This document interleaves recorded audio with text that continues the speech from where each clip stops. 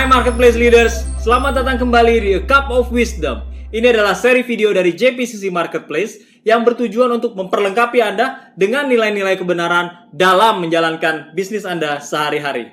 Bersama dengan saya, Irwan Rosali, dan seperti biasa, saya ditemani oleh Dennis Krishna. Hey, halo Wan, apa kabar? Hai Den. Dan narasumber kita kali ini adalah seorang pengusaha dari beberapa brand F&B ternama, Ko Ian Hendarto. Hai Ko. Halo Wan, halo semua. Hai Ko Ian, apa kabar? Hai Ko Ian. Halo Denny, I'm good. Baik-baik sekali. Sebelumnya terima kasih banyak karena sudah meluangkan waktu di Cup of Wisdom. Sama-sama. Ya, saya yakin ada banyak sekali yang Ko Ian bisa share buat kita semua. Mudah-mudahan ya, sharing sesuatu yang ya selama ini saya pelajari aja. Amin, amin. Ko Ian, kita di episode ini kita akan bahas mengenai hope. Ini adalah tema bulanan JPCC di bulan September. Tapi sebelum kita mulai, boleh nggak mungkin Ko Ian cerita sedikit, perkenalkan diri sedikit mengenai Ko Ian, supaya teman-teman di sini kenal semua. Oke, boleh. Terima kasih buat waktunya di A Cup of Wisdom, meminta saya untuk sharing. Mudah-mudahan sharing saya ini bisa bermanfaat buat teman-teman yang mendengarkan atau siapapun saja mendengarkan. Perkenalkan, nama saya Ian Hendarto. Saya lahir tahun 70, jadi sudah 50 tahun. Walaupun banyak yang bilang masih muda, tapi ya kita jalani aja hidup ini dengan maksimal. Saya menikah, tentunya satu istri. Kami sudah lama berada di JPCC sejak gereja ini berdiri, sehingga kami dikaruniai 3 orang anak. Anak kami yang terbesar sudah tahun ini umur 21, yang kecil sudah kuliah juga, yang kedua maksudnya. Yang kecil baru masuk SMA. Nah, saya menjalani usaha di bidang F&B. Tentunya istri saya membantu saya untuk menjalani bisnis ini. Saya termasuk pemula, bukan orang yang sudah lama. Saya masuk F&B ini karena pada akhirnya saya menemukan passion saya, yaitu di makanan, masak. Jadi kita memulai bisnis F&B ini sejak tahun 2010 hingga sekarang. Saya masuk ke dalam pertanyaan pertama ya. Jadi di pandemi yang sedang terjadi ini, kita kan lagi di dalam krisis nih. Nah, menurut saya ada banyak orang yang sedang kehilangan harapan, karena mungkin bisnisnya lagi nggak berjalan dengan baik, atau mereka lagi ada dalam situasi yang sulit. Gitu ya. Nah, pertanyaan saya, pernah nggak sih Ko Ian ada di dalam kondisi dan posisi yang sulit sehingga Ko Ian hampir atau pernah kehilangan harapan? Gitu. Mungkin bisa nggak cerita mengenai pengalaman yang pernah dialami dan apa yang pada saat itu Ko Ian lakukan? Oke, jelas pernah sekali. Ini saya mungkin di beberapa tahun yang lalu sempat sharing juga mungkin di acara-acara gereja. Jadi saya pernah dalam kondisi terpuruk. Jadi memulai bisnis dari tahun ke tahun tidak pernah berhasil, selalu gagal. Mencoba ini itu gagal, coba lagi selalu gagal. Banyak uang yang kita habiskan. Kemudian sampai satu titik ketika bisnis itu bermasalah, secara keuangan tentu bermasalah, dan yang pasti rumah tangga bermasalah. Nah, di saat yang bertubi-tubi seperti itu, saya menemukan bahwa saya berada dalam persimpangan di mana ya pilihannya putus asa, menyudahi semuanya, termasuk pernikahan. Bisnis gagal, begitu banyak uang habis. Secara finansial kami terpuruk, tidak punya keuangan tidak baik lagi. Hanya istri saya yang kerja saja secara profesional pada saat itu. Jadi saya sempat struggle, sempat kehilangan harapan. Bahkan saat itu sudah di gereja, saya sudah lama ikut Tuhan, tapi saya pada saat itu tidak bisa lagi melihat tangan Tuhan, tidak bisa lagi melihat janji Tuhan bisa digenapi dalam kehidupan saya. Begitu banyak kegagalan-kegagalan terjadi juga membuat saya trauma. Pernah dalam kondisi kira-kira 1 tahun saya nggak berbuat apa-apa. Saya diam saja, kan saya takut untuk memulai bekerja, saya takut untuk mulai bisnis lagi. Cuma kebesaran Tuhan itu menurut saya luar biasa. Firman yang pernah saya dengar itu nggak diam. Memang kadang-kadang kita berpikir kemana Tuhan, kemana tangannya, mana firmannya, mana janjinya. Tapi saya tahu pada saat itu firman itu sebenarnya berbicara dalam hati saya. Cuma kita manusia keras ya. Apalagi ketika gagal dan gagal, kita menjadi keras seperti batu. Firman Tuhan itu adanya di paling bawah. Nah, sampai satu titik ketika saya berdiam diri, saya nggak melakukan apa-apa, frustrasi juga, kemudian pernikahan sudah berada di ujung kehancuran. Kami bilang biasanya kalau kami sharing, kami katakan kami ada di kondisi rock bottom, nggak tahu mau ngapain. Kemudian akhirnya firman itu perlahan-lahan mulai keluar di dalam hati saya ketika saya menyerah. Nah, jadi kalau dikatakan gimana untuk bisa bertahan, gimana bisa untuk bangkit lagi, bagaimana bisa untuk enggak jatuh seterusnya, ya karena ada firman yang pernah kita tanamkan di dalam hati kita. Walaupun tadinya saya enggak melihat adanya firman, tapi benih firman itu nggak pernah berhenti dan nggak pernah hilang. Itu luar biasanya. Ini kapan nih kok? Waktu terpuruknya tahun berapa? Jadi saya mulai bisnis tuh tahun 99. Oke. Kemudian bisnis elektronik, bisnis pernah punya bisnis kontraktor, design and build, bisnis otomotif, bahkan sampai bisnis salon. Semuanya berantakan, semuanya gagal. Itu dari tahun 99 sampai tahun 2007. Wow, oke. Tahun 2007 itu kita memutuskan, saya dan istri saya, apakah kita lanjutkan kehidupan pernikahan kita atau kita sudahi. Jadi tahun 2007 itu sangat menentukan.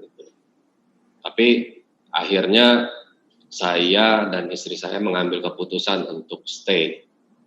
Kita coba lagi melihat apa sih yang kita mau dalam membangun kehidupan pernikahan. Ya, waktu itu keluar sesuatu yang pernah saya ngobrol sama Pastor Jeffrey waktu itu, kalau nggak salah tahun 90-an berapa, setelah gereja berdiri, 2000, kalau nggak salah tahun 2000, dia pernah katakan bahwa untuk sesuatu itu berdiri dengan baik, kita harus punya cetak birunya, kita harus lihat tujuannya. Nah, kembali saya sama istri saya duduk bicarakan cetak biru pernikahan kita mau kemana sih, mau seperti apa. Yes, sekarang kita berada dalam kondisi rock bottom, berarti ini waktunya buat kita lagi bangun yang baru. Waktu itu kita bangun dengan salah. Sekarang kita ambil blueprintnya lagi, kita bangun sesuai dengan blueprintnya. Jadi sejak tahun 2007 itu sampai 2008, 2009 kami berada dalam kondisi pemulihan. Kami izinkan diri kami untuk dipulihkan. Kami ketemu pastor, terus kemudian juga kami banyak belajar menggali firman Tuhan, banyak berdoa bersama. Walaupun nggak serta-merta ya, dari 2007 saya butuh 3 tahun untuk saya bangkit kembali. Tahun 2010 kita mulai bisnis yang baru ini, bisnis F&B. Jadi 2007 itu bisa dibilang persimpangan lah ya. Either wanted to give up everything, mau nyerah aja, atau tetap mau move on gitu. Nah, pertanyaannya adalah, apa aja yang menyebabkan Ko Ian memutuskan untuk tidak menyerah? Pertama, keluarga ya. Saya melihat bahwa perlu saya pertahankan keluarga untuk nggak menyerah. Kemudian, ya itu tadi, saya melihat banyak kasih karunia sebenarnya dalam kehidupan saya bertahun-tahun sebelum itu. Cuma masalahnya kita sebagai manusia biasanya kita gagal, kita salahin Tuhan, atau kita gagal, kita salahin orang lain. Nah, saya coba pada saat itu introspeksi diri saya. Saya lihat kenapa saya gagal. Nah, jadi banyak faktor sebenarnya dalam menjalankan bisnis saya tuh tipenya saya visioner. Jadi saya banyak mau ini, mau itu, tapi pada saat itu bertahun-tahun saya tidak pernah melibatkan istri saya. Yang sebenarnya hari ini saya tahu, istri itu sebenarnya supporter kita. Dia support kita. Nah, yang kita belajar bahwa kalau kita lihat tiang-tiang dalam bangunan yang support satu building supaya berdiri, itu adanya di dalam bangunan, adanya bukan di luar bangunan. Nah, pada saat itu ketika saya gagal, saya biarkan sesuatu yang harusnya support saya ada di luar saya. Jadi, ya memang karena tradisi, karena budaya di mana saya dibesarkan orang tua saya, ibu tuh biasanya tidak tahu apa-apa. Papa saya bisnis sendiri, mama nggak perlu tahu apa-apa, pokoknya mama tiap bulan dikasih uang saja. Nah, waktu itu yang saya berlakukan seperti itu terhadap istri saya. Cuma masalahnya saya bukan orang yang detail, saya visioner, saya bisa jalankan, mulai sesuatu, membuka sesuatu, tapi saya perlu orang yang backup saya untuk tahan lama gitu menjalankan bisnis. Jadi bertahun-tahun saya jalanin bisnis, udah bagus akhirnya gagal, udah bagus akhirnya gagal. Sampai saya ketemu, ya itu, saya lihat perlu ada yang bantu, perlu ada yang support. Nah, saya melihat bahwa rumah tangga itu penting, itu yang membuat saya bertahan. Kedua, ya saya harus move on, bisnis harus jalan lagi, saya harus menghidupi keluarga saya. Karena begitu besar kecintaan saya terhadap keluarga saya, akhirnya saya memutuskan untuk ya saya berubah. Saya coba untuk bicara dengan istri saya untuk lebih terbuka lagi dalam bisnis, dalam keuangan. Tadinya saya sulit untuk terbuka akan hal itu. Nah, ketika kita udah mulai perbaikin, terutama diri saya perbaiki secara keuangan, saya perbaiki secara bisnis, saya minta dia bantu, dia support saya lah. Mungkin nggak banyak hal yang dia bisa lakukan. Paling nggak dia berdoa untuk bisnis saya. Paling nggak dia ada ketika saya cerita tentang bisnis saya. Sampai akhirnya saya melibatkan dia langsung untuk membantu saya di bisnis. Jadi kalau ditanya kenapa saya mau mempertahankan, saya mau bangkit lagi, saya mau move on, ya pertama keluarga, karena Tuhan, ya blueprint saya adalah keluarga, blueprint saya cetak biru yang saya buat di hadapan Tuhan ketika saya menikah adalah ya keluarga, punya anak, membesarkan anak, punya keluarga yang ilahi, punya keluarga yang bisa menjadi berkat, punya keluarga yang bisa mencintai Tuhan.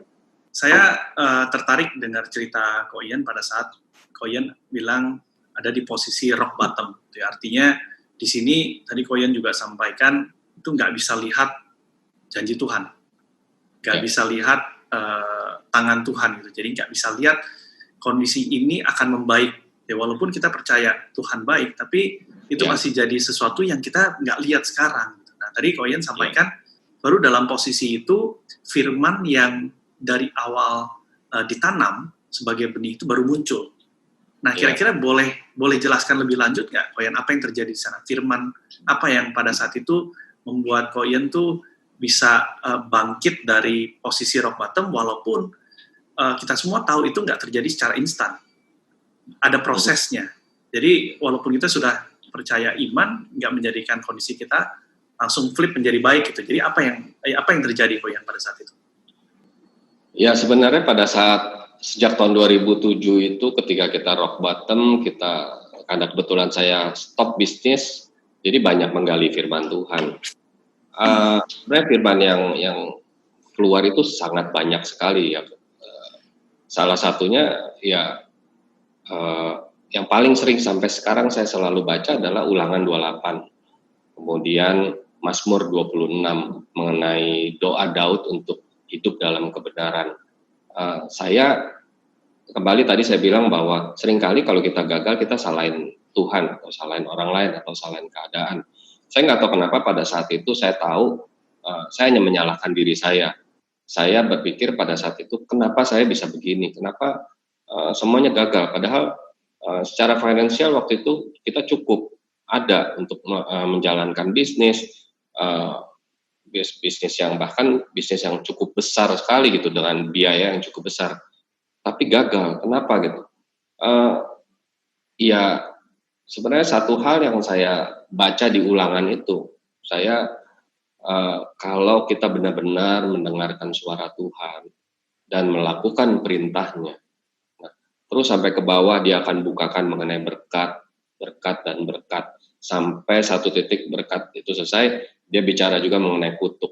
Nah kemudian dari kutuk itu sebenarnya saya terbuka. Nah sebenarnya di sini kesalahan saya, di mana saya nggak menghidupi kebenaran, saya nggak menjalankan firman Tuhan, apa yang Tuhan inginkan. Itu yang membuat saya nggak pernah berhasil. Misalnya kebenaran dalam menjalankan usaha, apakah bayar pajak, bagaimana kita treatment karyawan kita, stakeholder, pihak-pihak lain, terus bagaimana kita mempunyai integritas dalam bisnis, kemudian kebenaran juga dalam rumah tangga, apakah saya tadi menganggap istri saya sebagai supporter saya yang sepadan buat saya, karena kan di kejadian dikatakan kita udah menikah, lelaki meninggalkan ayah ibunya bersatu dengan istrinya, tapi pada saat itu saya sepertinya tidak bersatu dengan istri saya tidak tahu apa-apa. Jadi firman ulangan ayat 28 itu yang membukakan mata saya.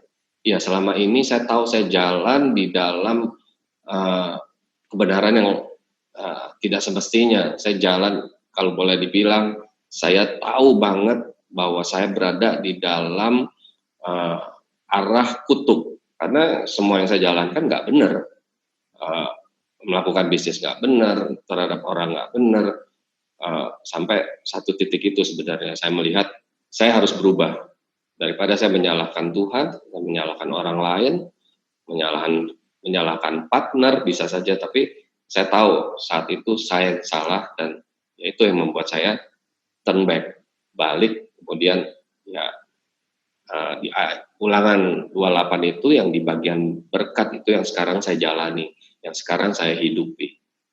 Oke, jadi kalau saya tanggap kalau Ian salah satunya juga obedience ya. Jadi kita belajar mengenai apa yang Tuhan mau dan kita selaraskan apa harapan kita dengan apa yang Tuhan mau dalam kehidupan kita gitu. Nah, saya ada pertanyaan lagi begini. Kalau kita ada dalam posisi yang sulit gitu, kita ada di rock bottom, kita pasti punya worry, Ian. Kita punya worry dan kita punya doubt, kita meragukan. Gitu ya.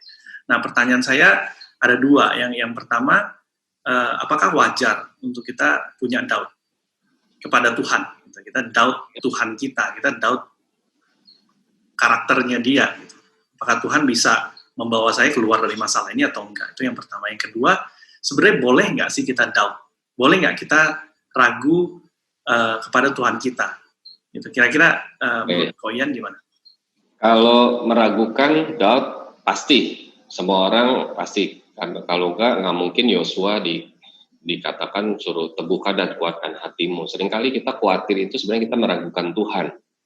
Nah, kalau ditanya boleh atau enggak, saya cuma melihat waktu itu, saya nggak masuk ke boleh atau enggak, karena toh sudah saya lakukan gitu loh. Saya sudah meragukan Tuhan.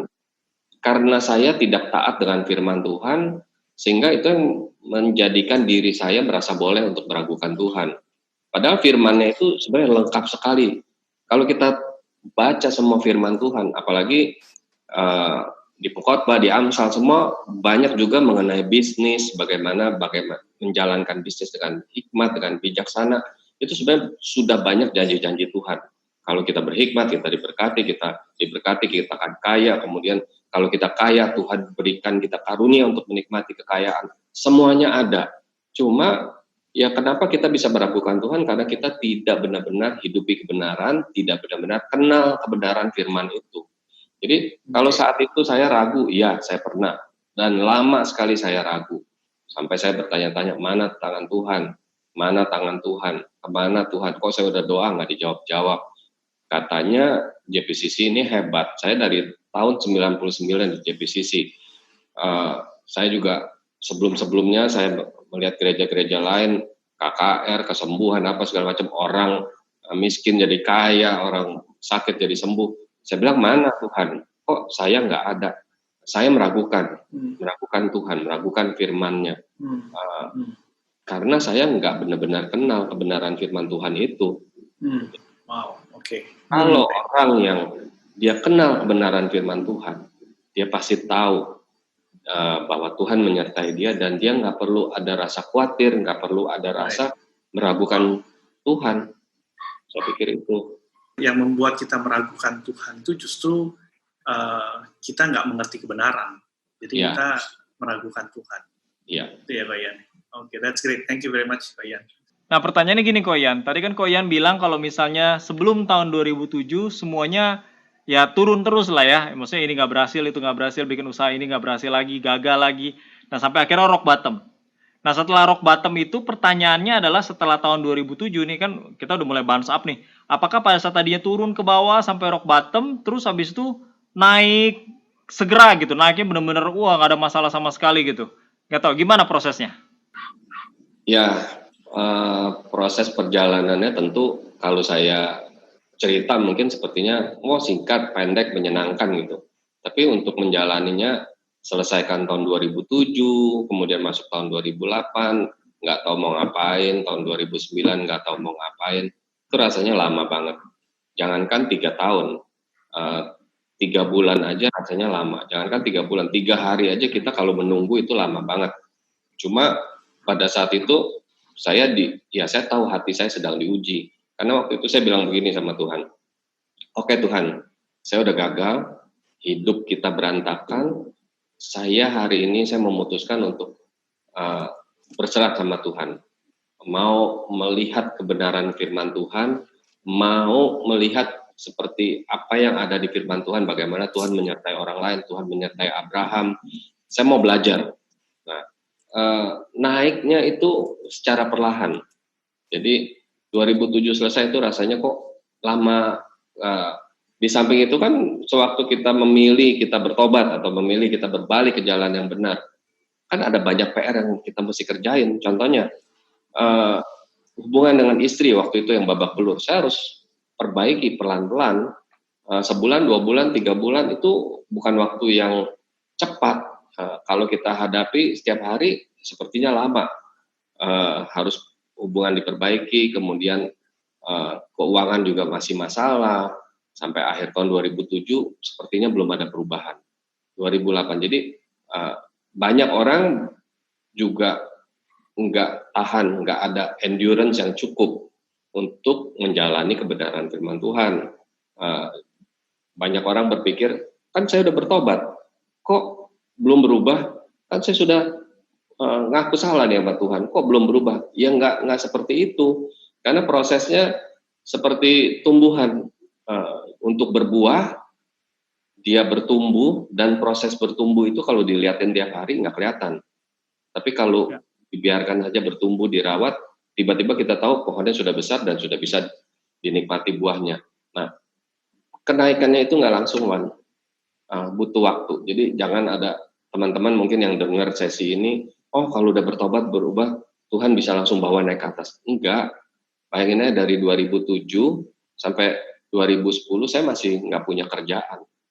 Istilahnya ya kalau dibilang sampai saya secara keuangan juga rock bottom, saya sempat jual-jualin barang dan perhiasan demi hidup gitu.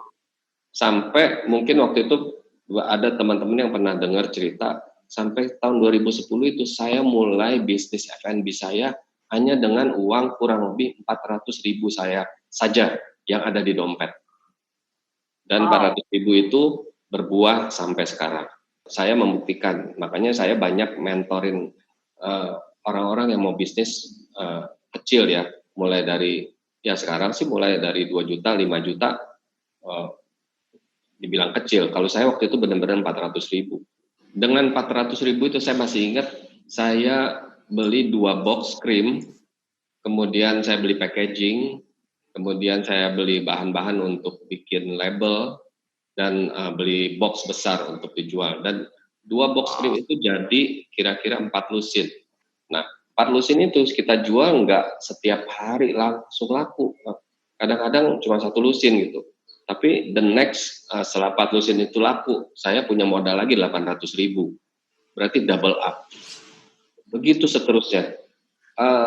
Bertahap, saya ingat saya mulai tahun 2010 bulan September. Nah, itu bertahan pelan-pelan, tapi Tuhan bawa itu luar biasa. Ketika 3 tahun saya bergumul, saya memperbaiki diri saya, sewaktu saya mulai dengan 400.000, bulan Oktober, bulan September, bulan Desember, Tuhan sudah memberikan saya berkat, saya bisa menjual 5.000 piece panah kotak. Jadi saya pikir itu luar biasanya ketika kita mau diproses perlahan demi perlahan dibentuk. Nah, berkat Tuhan itu akan mudah terlihat ketika kita menjalani dengan benar. Saya mau katakan bahwa pada saat itu saya menjalani kebenaran firman Tuhan 100%. 100% artinya begini. Untuk bisnis, saya waktu itu dengan modal yang sedikit, akhir bulan saya harus bayar pembantu. Pembantu saya bayar dengan baik. Saya perlakukan dengan baik. Terus kemudian saya tidak berhutang. Kemudian saya terhadap customer, saya fair. Kalau barang kita rusak, kita ganti baru. Semua kita jalani dengan kebenaran. Kemudian hubungan saya dengan istri saya jalankan dengan kebenaran firman Tuhan. Kadang-kadang banyak orang, hari ini saya berani katakan ini, banyak orang menuntut diberkati Tuhan, tapi banyak orang tidak berani jalanin kebenaran firman Tuhan 100%. Saya, firman Tuhan yang nggak pernah lepas dari saya itu Amsal. Jadi bagaimana belajar untuk bijaksana, berhikmat terhadap orang lain, itu saya jalan. Jadi kalau kita jalani 100% kebenaran firman Tuhan, nggak usah diragukan lagi lah, kebenaran Tuhan itu pasti datang. Karena kan di Amsal 10 ayat 22 dikatakan bahwa Tuhan akan memberikan kita kekayaan tanpa kepedihan, tanpa sorrow. Jadi itu memang udah janji Tuhan. Kalau berkat datang, misalnya kita bisa kaya hari ini, tapi banyak kepedihan, rumah tangga berantakan, anak-anak hidup tidak benar, ya itu bukan berkat dari Tuhan menurut saya. Koyan, apa yang bisa membuat Koyan endure prosesnya? Jadi tadi kalau di posisi rock bottom, Koyan menemukan harapan dengan firman Tuhan yang dimana Tuhan bilang di Ulangan 28 ayat 1 ya, jika engkau baik-baik mendengarkan suara Tuhan Allahmu gitu ya. Nah, tapi kan kondisinya nggak langsung seperti yang tadi Koyan langsung baik gitu. Nah, saya bayangkan dalam proses menuju ke posisi Koyan sekarang pun ada up and down-nya. Nah, apa yang Koyan lakukan untuk bisa endure itu dalam waiting time itu? Karena kita kan nggak tahu ya kalau kita melakukan A hasilnya akan baik atau enggak, kalau kita melakukan B hasilnya akan baik atau enggak, atau terjadinya pun nggak instan gitu. Jadi kalau Koyan tadi mention mengenai endurance, atau kalau saya bisa artikan itu waiting time, kita endure dalam waiting time. Kira-kira apa yang Koyan lakukan pada saat itu? Ya, waktu itu saya lebih banyak memikirkan sih kesalahan saya sebelumnya seperti apa. Terus kemudian saat ini saya melakukan seperti apa. Misalnya saya ditantang untuk melakukan kebenaran pada saat itu. Saya coba memaksakan diri saya. Itu kan keputusannya untuk kita mau melakukan atau enggak. Misalnya contohnya kayak bayar pajak deh, kalau sekarang ya, perusahaan udah gede, bayar pajaknya besar. Itu pilihan kita mau bayar atau enggak. Enggak ada yang lihat kok kalau kita mau double book, enggak ada yang lihat kok kalau kita undang orang pajak, kita sogok, enggak ada yang lihat. Tuhan lihat, dan istri saya tahu gitu loh. Nah, saya coba untuk yaitu taat akan firman Tuhan. Kan firman Tuhan katakan kesukaan kita harusnya melakukan perintahnya. Kalau kita udah nggak suka lakukan perintahnya, ya banyak hal-hal yang kita kompromi harus bayar nggak bayar, harus bayar UMR, kita nggak mau bayar UMR, hitungannya kok wah gede juga nih 10 karyawan kalau UMR semua, bayangin kalau dikurangin 500, 10 orang aja udah 5 juta gitu, ada karyawan 200. Nah, kita mau kompromi atau enggak terhadap firman Tuhan. Nah, itu yang menjaga saya untuk bertahan. Kadang-kadang sih tergiur. Bayangin, bayar pajak miliaran. Kalau disiplin kan, misalnya saya cuma 30% aja kasih orang pajak, saya cuma bayar 30% lagi atau 20% lagi, enak seolah-olah. Tergiur, kita manusia ini kadang-kadang tergiur untuk jatuh dalam dosa, tergiur untuk berbuat kejahatan, itu gampang, apalagi di dunia bisnis seperti ini. Jadi ya kekuatan saya sebenarnya berdoa, minta sama Tuhan untuk bisa bertahan, dan saya paksakan diri saya. Karena mungkin buat saya sekian tahun udah cukup ya, saya melihat kekurangan saya yang menyebabkan saya gagal gitu. Jadi istilahnya udah kapok deh, kapok sama Tuhan gitu loh. Jadi yang membedakan masa-masa yang waktu itu keterpurukan tersebut dan masa-masa yang pada saat mulai naik, yang membedakan adalah ya Tuhannya sama, prinsipnya sama. Cuman tinggal masalahnya kok Ian mau melakukan prinsip-prinsip tersebut atau enggak ya? Betul. Ya, kitanya mau berubah atau enggak gitu loh. Ya. Kata kunci yang dari tadi saya dapat adalah taat, dan kita mengerti kebenaran gitu. Kita nggak bisa taat kalau kita nggak tahu kebenaran apa yang mau ditaatin gitu kan ya. Jadi kita harus paham dulu kehendak Tuhan, perintah Tuhan, dan dari sana kita bisa taat. Dan of course butuh disiplin ya. Kalau tadi saya dapat dari Koyan, pada saat kita harus endure waktunya, prosesnya, yang nggak ada cara lain, harus disiplin. Itu adalah konsistensi dan disiplin harus dibangun, karena nggak ada yang instan lah dalam dunia ini. So kata kuncinya kalau dari tadi saya belajar adalah taat, dan yang kedua tadi disiplin, punya integritas. Ya. Itu kira-kira Koyan. Nah, tebakan saya adalah, kan Koyan juga bilang tuh beberapa kali kalau Koyan adalah seorang visioner. Jadi Koyan suka untuk melihat masa depan ya. Nah, masalahnya adalah pada saat kita mau taat dan disiplin, itu kan bukan sesuatu hal yang gampang. Apalagi dalam periode waktu yang cukup panjang, bertahun-tahun waktu itu kan. Nah, bener nggak kalau misalnya Koyan ini berhasil atau mampu untuk terus taat dan disiplin, itu karena Koyan melihat ke depan dan punya harapan kalau misalnya masa depan akan jauh lebih baik lagi daripada saat itu. Bener nggak seperti itu Koyan? Bisa tolong dijelasin? Benar banget. Ketika kita udah memperbaiki diri, saya katakan ini, sewaktu saya mulai menggali, saya bilang saya coba selidiki, saya coba menggali, kan khotbah-khotbah sering dibilang hiduplah dalam kebenaran, hidupi kebenaran itu. Terus kemudian sering baca juga kalau ayat-ayat bagaimana Tuhan menyertai Abraham, bagaimana Tuhan menyertai Yusuf. Saya tuh penasaran. Saya bilang, gimana sih, emang nggak bikin salah? Terus kemudian kita ketemu baca Daud. Daud kan bikin salah juga banyak, itu jatuh dalam dosa.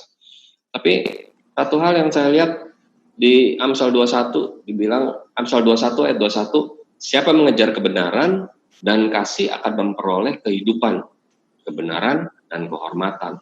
Nah, itu dulu yang harus kita kejar, mengejar kebenaran. Nah, dari situ saya bisa melihat bahwa ada pengharapan, karena isi firman Tuhan semuanya janji. Jadi kayak Yohanes 13 ayat 14 dikatakan, mintalah apa saja dalam namaku, aku akan memberikannya. Itu bisa terjadi nggak? Saya tantang Tuhan kadang-kadang. Tuhan, benar nggak sih firman Tuhan bisa? Nah, itu yang membuat saya pengharapan saya itu besar. Saya melihat, oh ternyata firman Tuhan ini bisa hidup. Nah, sedikit kesaksian, tahun 2008 ketika 2007 kami sama-sama, saya dan istri saya berdoa malam itu, kita bilang, Tuhan ampuni kami dengan kesalahan kami salah, kami gagal, kami sekarang hancur. Kami berdoa bahwa kami ingin memperbaiki segala sesuatunya. Itu akhir tahun 2007. Nah, tahun 2010 ini menurut saya mujizat yang pertama kali Tuhan kasih trigger buat saya. Itu yang membuat saya melihat ada harapan yang luar biasa sebenarnya. Jadi saat itu rumah kami di apartemen sudah jelek banget karena udah nggak punya duit buat renovasi. Lantainya tuh Irwan pasti tahu deh, tinggal di Taman Anggrek, lantainya yang terbuka, ngangkat-ngangkat ya Wan. Kadang-kadang ada lemari aja keramiknya bisa ngangkat juga gitu. Pokoknya setiap pulang ke rumah atau istri saya pulang kerja tuh dia tuh aduh gimana ya, pengen renovasi rumah catnya udah ngelotok-ngelotok, terus udah sempit, jelek banget gitu. Nah, saya lihat kebaikan Tuhan. Di saat kita nggak punya apa-apa, di saat kita bilang Tuhan kita berserah deh, ini aku lakukan apa aja buat terhadap aku. Nah di situ saya melihat berbalik di mana ya itu janji Tuhan bisa digenapi. Tiba-tiba satu hari ada orang ketok-ketok rumah kami, dia bilang, Pak boleh nggak saya mau apartemen yang Bapak punya ini. Karena papa saya di sebelah mau saya gabungin unitnya dengan saya. Nah, Bapak boleh pilih apartemen di mana aja. Mau di Taman Anggrek juga, mau bukan. Dan Bapak sebut aja mau direnovasi atau enggak. Itu kos semua dari saya, termasuk biaya balik nama. Wow. Kemudian dia bilang, saya punya unit Pak, baru beli, baru direnovasi. Bapak mau lihat nggak? Kalau Bapak mau, boleh lihat, kalau Bapak suka langsung ambil. Nah kemudian kita lihatlah naik ke lantai atas malam itu. Terus saya bilang, wow bagus banget, minimalis, rapi, sudah ada AC-nya, sudah ada lemarinya, mejanya, semua udah ada lengkap. Saya tinggal bawa baju, perabot-perabot sama TV, udah. Saya bilang, saya sampai nangis sama istri saya saat itu. Ya Tuhan begitu baik ya, luar biasa. Kita yang nggak taat, kita yang gagal, kita yang marah-marah sama Tuhan, tapi begitu kita berbalik, Tuhan cuma minta kita berbalik, lakukan perintahnya, setia sama Dia. Dia buka begitu luar biasa. Akhirnya kita ya malam itu kita putuskan, ya bilang, ya kita mau, ini kapan lagi gitu loh, berkat seperti ini, berkat yang boleh ditolak. Akhirnya kita cari orang itu, kita hubungin, ya kita ambil yang unit atas saja. Jadi dalam 1 minggu itu kita pindahan dan dapat semua yang baru, AC baru, lemari baru, lantainya baru, furniture-nya semua baru. Itu tahun 2008 di mana ya titik balik saya melihat janji Tuhan itu pasti digenapi dalam kehidupan kita. Tapi dengan syarat. Syaratnya itu tadi, mau nggak? Suka nggak lakukan perintahnya? Mau nggak mendengar suaranya? Mau nggak jalani, ikuti perintahnya? Karena saya udah ngalamin juga. Kan tahun 99 saya bisnis, tahun 2000 saya ikut JPCC. Saya cukup dekat dengan pastor-pastor di JPCC, kenal lah semuanya. Saya pikir saya rohani dengan kenal gembala saya. Terus saya pikir dengan saya ke gereja rajin, ikut terus kemudian saya melayani juga waktu itu. Saya pikir otomatis semua berkat itu datang. Enggak ternyata. Saya ngalamin kok. Karena masalahnya saya kompromi. Saya banyak kompromi, saya banyak tidak taat. Saya banyak potong kompas. Enggak mau ikutin jalannya Tuhan. Kan terutama kita bicara dalam hal bisnis ya. Bisnis itu ada 2 jalan gitu loh. Mau jalannya pakai kebenaran atau jalannya tanpa kebenaran. Nah, kalau di marketplace, di dunia bisnis, kita mau pakai gaya apa buat kita bisnis? Ada yang bilang mau gaya encek-encek, gaya cowboy, gaya preman, atau gaya anak Tuhan. Nah, hari ini saya pakai gaya anak Tuhan dan saya lihat uang yang saya habiskan begitu banyak sudah Tuhan kembalikan. Wow. Luar biasa. Dalam kurun waktu 10 tahun. Koyan, saya belajar banyak mengenai ketaatan dari Koyan. Tadi disebutkan berkali-kali gitu ya, kalau kita mau terima janji Tuhan, kita harus taat dulu. Gitu kan. Nah, pertanyaan saya begini, pada saat kita taat, boleh nggak kita ngarep janji Tuhan itu terjadi? Gitu. Atau kalau kita ngerti kebenaran, ya kita lakukan aja, dan kita dalam tanda kutip kita nggak berhitung akan dapat berkat atau enggak. Kira-kira Koyan ada tanggapan nggak? Oke, berharap sih boleh aja, karena memang kan kita manusia, pasti kita punya pengharapan. Apalagi harapan itu tempatnya udah benar, wajar. Oke. Menurut saya kita harus berharap, tapi bukan menjadi hitung-hitungan. Misalnya Tuhan saya udah setia, terus begini, Tuhan saya udah setia. Jadi kalau nggak setia atau kalau nggak dikasih nggak mau setia, bukan punya sikap seperti itu. Oke. Saya percaya bahwa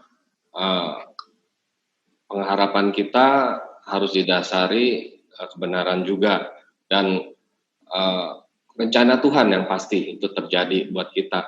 Saya ingat di Mazmur 18, saya baca-baca waktu itu di ayat 20 sampai 24, dikatakan Tuhan memperlakukan aku sesuai dengan kebenaranku. Dia membalas padaku sesuai dengan kesucian tanganku. Ya, prinsipnya simple. Kalau kita lakukan kebenaran, Tuhan balasnya dengan kebenaran. Sesuai dengan kebenaran yang kita lakukan. Sebenarnya nggak usah berharap pun, pasti Tuhan berikan gitu. Nah, cuma di masa sekarang ini, atau kita anak Tuhan seringkali berhitung-hitung sama Tuhan nih. Begini, hitungannya kalau diberkati apa? Kaya. Kalau diberkati apa? Punya mobil bagus. Kalau diberkati apa? Bisa punya jam tangan bagus. Sebenarnya uang itu layer paling rendah buat Tuhan.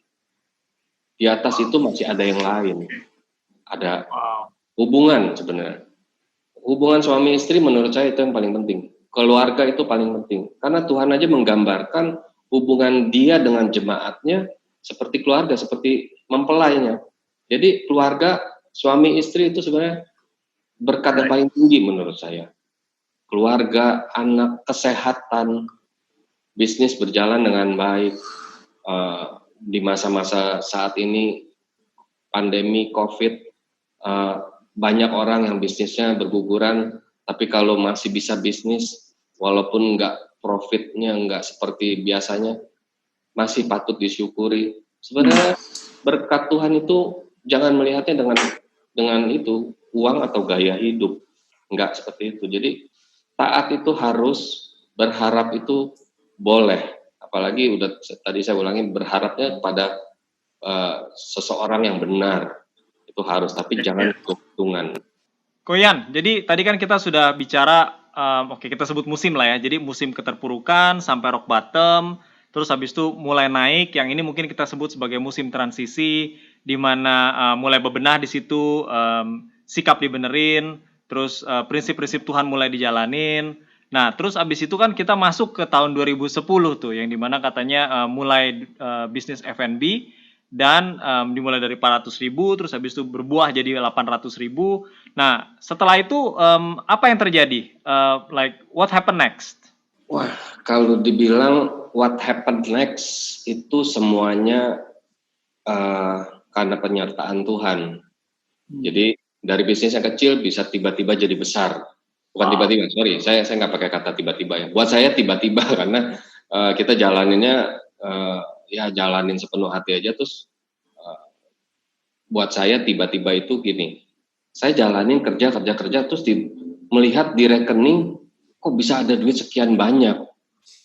Waktu itu ada ratusan juta, saya sampai kaget sendiri karena saya udah berbagi sama istri saya nih, saya bilang kamu bantuin saya kelola bisnis, saya nggak mau pegang uangnya karena pegang uang nggak membuat saya fokus terhadap bisnis saya.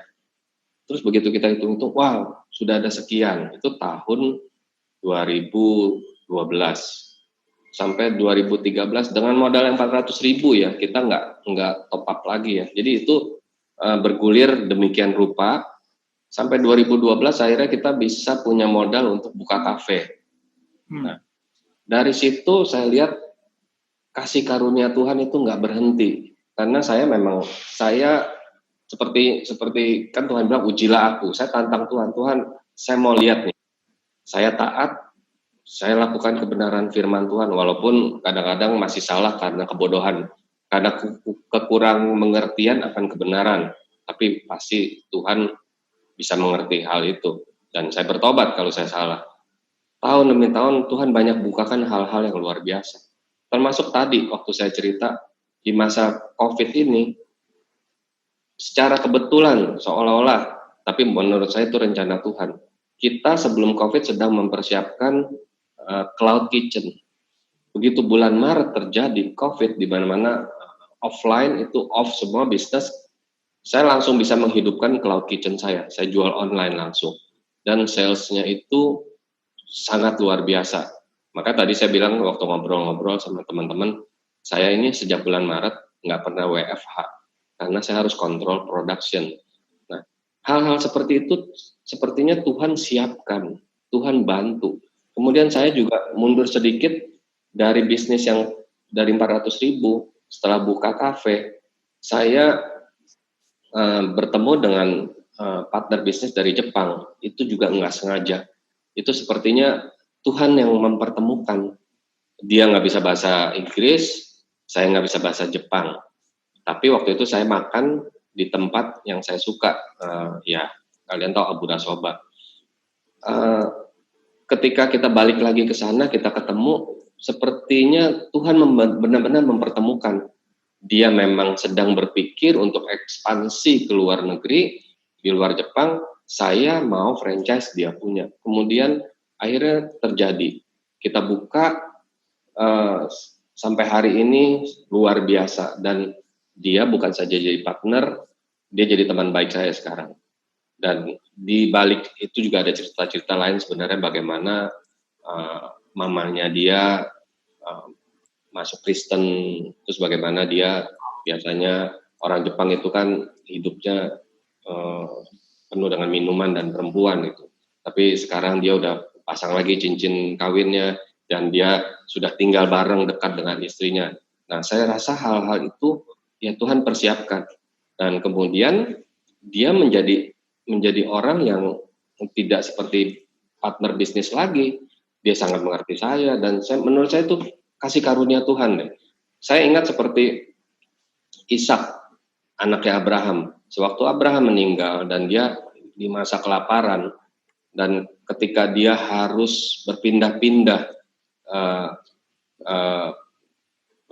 kota karena sumur yang dia buka dilarang lagi, sumur yang dia buka lagi dilarang lagi. Dia diberkati Tuhan, disertai Tuhan dimanapun dia berada. Saya pikir kalau Tuhan menyertai kita, kita taat ya tadi, kita taat Tuhan menyertai kita, Tuhan akan bukakan banyak pintu dan Tuhan akan berikan kemurahan dia melalui apa yang kita jalankan, melalui bisnis, karyawan-karyawan kita semuanya loyal. Kemudian saya baru aja beberapa hari yang lalu saya punya brand baru dan saya yakin ini juga divine appointment yang Tuhan sediakan. Saya ketemu orang ini baik juga. Di masa pandemi ini ketika kita udah franchise dari tahun lalu, tapi rencana mau buka bulan April. Ketika Maret pandemi, saya nggak bisa buka toko dan jadwalnya saya harus lunasin master franchise saya. Tiba-tiba dia bilang gini, begitu jatuh tempo bulan April, dia bilang, lupain dulu, lu nggak usah bayar apa-apa dulu, gue tahu kondisi lu seperti ini. Jadi tenang-tenang aja. Nggak perlu pusing pikirin bayar. Padahal saya udah pakai produk dia untuk jual online. Jadi harusnya saya udah harus selesaikan bayar master franchise. Tapi saya lihat kok bisa begini ketika saya duduk ngobrol sama istri saya. Saya lihat ini pasti Tuhan. Nggak ada yang lain. Bukan karena kuat saya, bukan karena saya pinter melobi dia, enggak. Kita nggak pernah melobi, kita nggak pernah ya lakukan hal-hal yang seperti pebisnis lain lakukan, enggak. Kita bisnis dengan fair, penuh dengan integritas. Kita bisa, kita bilang bisa, kita nggak bisa, kita bilang nggak bisa. Saya yakin kalau sampai banyak pihak-pihak atau partner yang mengerti kondisi kita, berbuat baik terhadap kita, itu pasti campur tangan Tuhan. Jadi ya itu tadi ya dari sisi saya. Wow, oke. Keren. Keren banget. Koyan, I'm very blessed. Kalau boleh saya conclude apa yang saya pelajari hari ini. Jadi waktu kita ada di dalam kondisi kita kehilangan harapan, kita ada di posisi yang sulit, kita ada di rock bottom. Harapan itu adanya di kebenaran. Jadi kita harus cari kebenaran, kita harus kenal siapa Tuhan kita. Tapi nggak cuma berhenti sampai situ doang, karena kita harus taat. Nah ini adalah bagian yang harus kita lakukan, bukan bagiannya Tuhan. Karena Tuhan nggak pernah berubah, karakter Tuhan selalu baik. Tapi bagian yang harus kita lakukan adalah kita harus taat. Baru pada saat kita taat sama firman Tuhan, maka janji Tuhan itu baru bisa digenapi dan kita baru bisa melihat penyertaan Tuhan dalam kehidupan kita. Itu yang hari ini saya pelajari. I'm very blessed, Koyan, dengan cerita-cerita Koyan tadi. Thank you very much. Thank you, Koyan. Ya, sama-sama. Demikian Cup of Wisdom kita kali ini. Saya yakin teman-teman semua diberkati dengan apa yang tadi dibagikan. Terus taat melakukan firman Tuhan dan percayalah, Tuhan pasti buka jalan. Stay tune terus untuk episode-episode berikutnya. God bless you.